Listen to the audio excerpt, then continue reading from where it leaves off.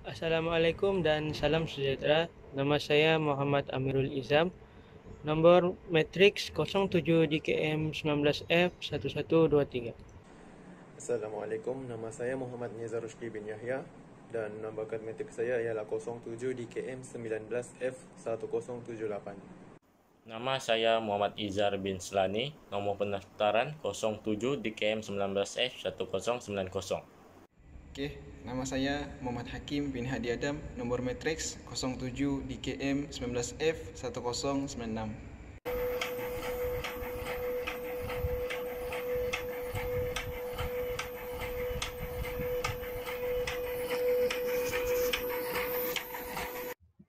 Latar belakang ataupun pengenalan kepada projek. Projek kami ialah platelet agitator.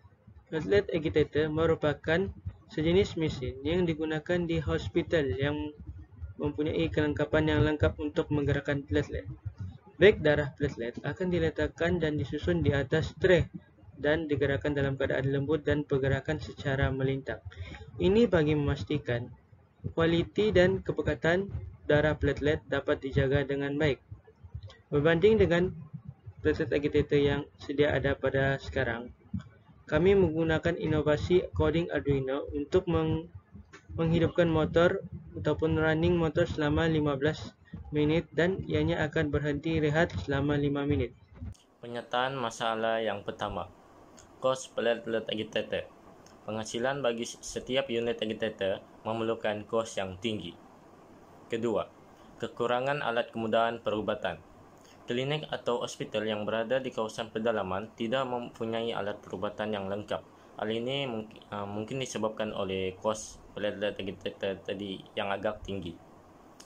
Jadi hal ini akan mengakibatkan pesakit terpaksa berjalan jauh atau bergerak keluar ke klinik atau hospital di kawasan bandar untuk mendapatkan rawatan yang lengkap.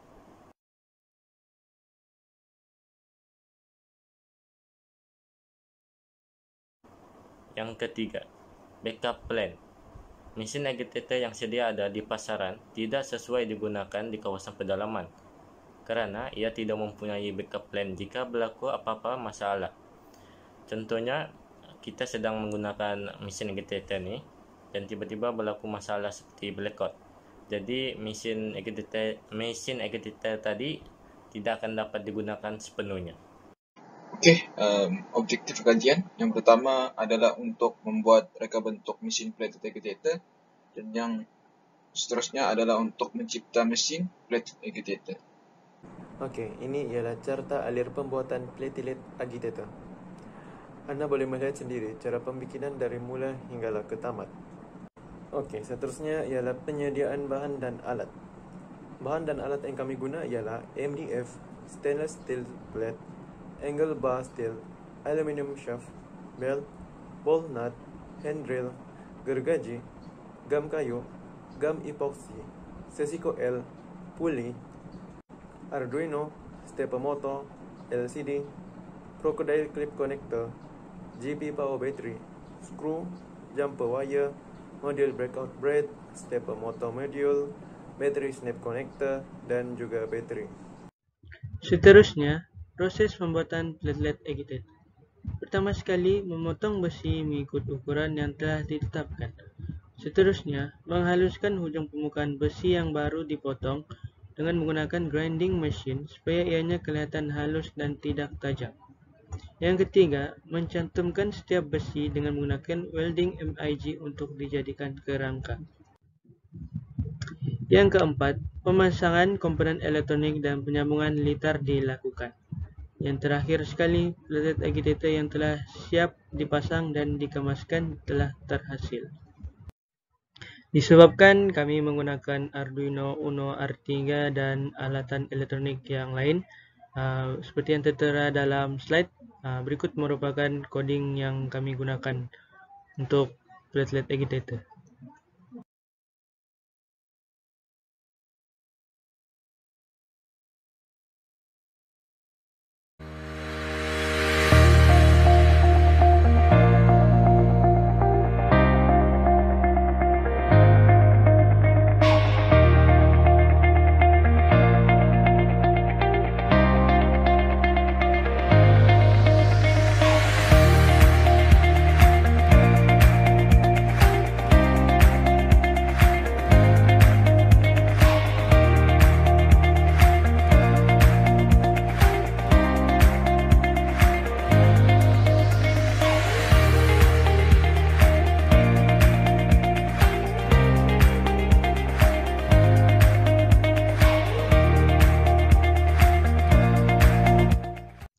Seterusnya ialah dapatan kajian.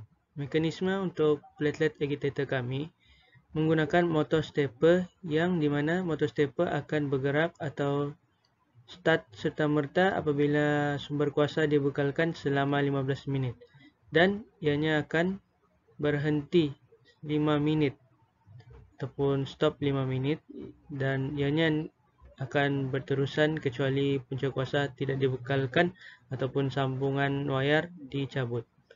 Berikut merupakan jadual yang boleh kita lihat di mana bagi tempoh masa 1 jam pergerakannya akan bergerak selama 45 minit dan waktu rehatnya adalah 15 minit. Bagi 12 jam 540 minit adalah untuk dia bergerak dan 180 minit adalah untuk dia berhenti. Dan bagi tempoh 24 jam atau 1 hari, tempoh bergeraknya adalah 1080 minit dan waktu rehatnya adalah 360 minit. Untuk mesin kami menggunakan motion jenis flatbed agitation ataupun lebih senang dikenali sebagai back and forth motion. Di mana flatbed agitation ni dia mempunyai purata kelajuan zarah yang lebih 25 kali ganda lebih besar berbanding zarah yang dijana oleh jenis agitation yang lain seperti rotational agitation ataupun circular agitation. Dan ianya juga mempunyai peningkatan dari segi wall shear stress sebanyak 7 kali ganda untuk flatbed agitation. Cadangan. Pertama, memasang button power on off bagi memudahkan operasi menghidupkan dan mematikan mesin. Jadi kita tidak perlu mencabut wire jumper pada bateri. Kedua, memasang potentiometer supaya kelajuan pergerakan mesin dapat dikawal dengan mudah. Sebenarnya, penghasilan produk berjaya mencapai objektif yang ditetapkan, yaitu membuat dan mencipta reka bentuk mesin platelet agitator.